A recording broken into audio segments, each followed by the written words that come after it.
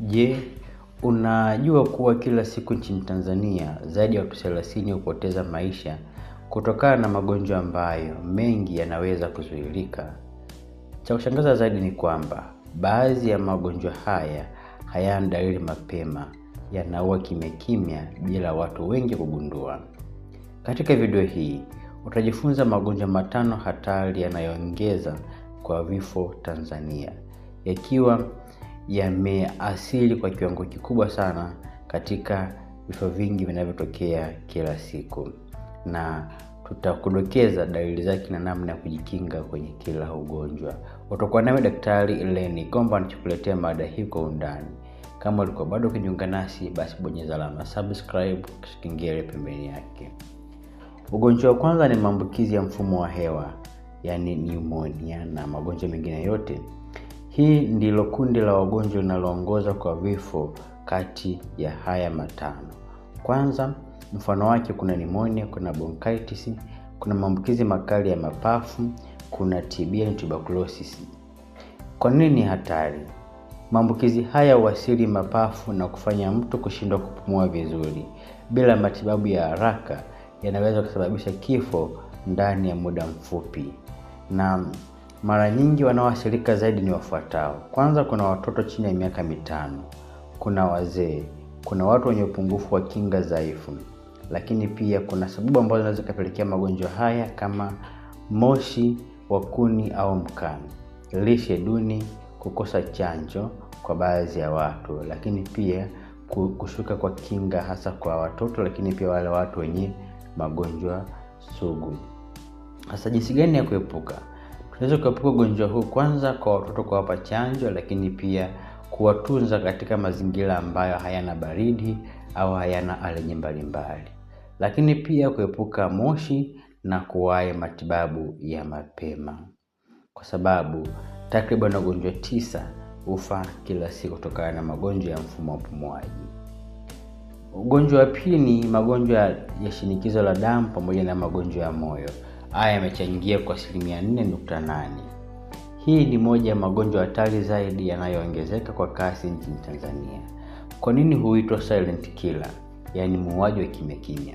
Kwa sababu watu wengi wanaishi nayo bila dalili yoyote hadi wanapopata madhara makubwa. Na madhara yake ni kama kiharusi, yani stroke au kupooza, moyo kushindwa kufanya kazi, lakini pia uharibifu wa figo. Kwa nini ugonjwa huu unaweza kutokea?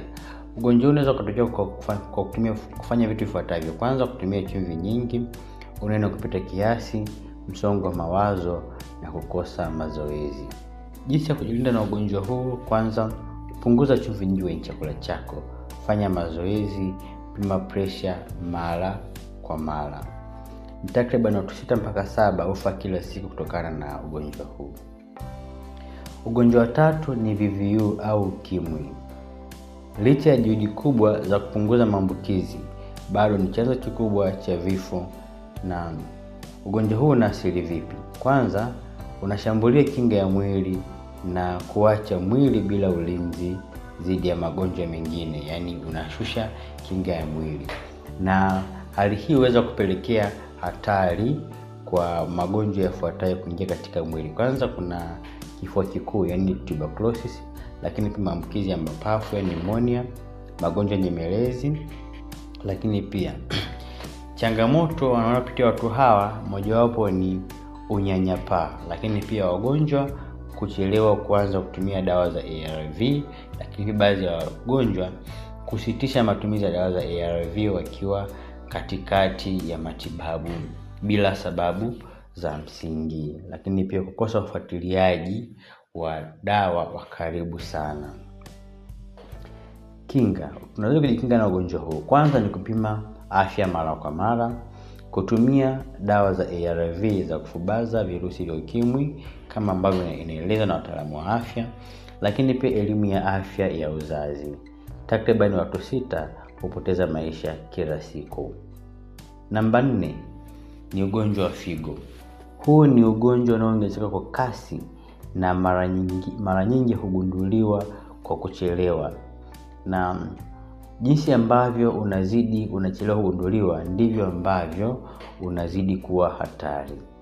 Figo hupoteza uwezo wa kuchuja damu polepole hadi kufikia kushindwa kabisa, yani kufeli kwa figo. Na ugonjwa huu unachangia vifo kwa 3.9. Sababu kuu za mtu kupata ugonjwa wa figo ni ugonjwa wa kisukari, shinikizo la juu la damu, matumizi holela ya dawa, lakini pia changamoto kubwa zinazowasili ugonjwa wa figo. Changamoto ya kwanza ni gharama kubwa ya matibabu ya dialysis, lakini pia upatikanaji mdogo wa huduma za figo katika nchi yetu. Kinga: kwanza, kunywa maji ya kutosha, epuka dawa holela bila ushauri wa daktari, dhibiti kisukari na pressure mapema. Ni takriban watu 5 hufa kila siku. Namba 5 ni malaria. Ingawa imepungua, bado ni tishio kubwa hasa kwa watoto na wajawazito. Dalili: kuna homa kali, kutapika, kuna degedege. Sababu za kuendelea kuwepo mazingira yenye mazalia ya mbu. Lakini pia kutotumia vyandarua ipasavyo. Kinga: kwanza ni kutumia chandarua chenye dawa, kuondoa mazalia ya mbu, kupata matibabu mapema jinsi ambavyo imeelezwa na daktari. Takriban watu 4 wafariki kila siku katika nchi ya Tanzania. Muhtasari kwa asilimia: kwanza ni magonjwa ya mfumo wa hewa ambayo ndiyo yanaongoza kwa 6.9. Kuna pressure na moyo ni 4.8, kuna VVU 4.4, figo 3.9, malaria 3.1. Kwa pamoja 23 mpaka 25 vifo vyote. Kwa pamoja magonjwa hayo huchangia 23 mpaka 25 ya vifo vyote Tanzania. Ujumbe muhimu kwa watazamaji ni kwamba magonjwa haya mengi yanaanza bila dalili. Watu wengi hugundua wakiwa tayari katika hatua mbaya, na hatua ndogo ndogo za kiafya zinaweza kuokoa maisha. Kwa ujumla, magonjwa haya 5 ni wauaji wa kimya wanaochukua maisha ya Tanzania kila siku. Lakini jambo la muhimu ni hili: mengi yanaweza kuzuilika na kudhibitiwa mapema. Anza leo kupima afya yako, kubadilisha mtindo wa maisha, lakini pia fuata ushauri wa wataalamu wa afya. Nikuombe usahau kusubscribe, kulike na kushare video hii kwa marafiki. Tukutane katika mada ijayo. Nikutakia siku njema na Mungu akubariki.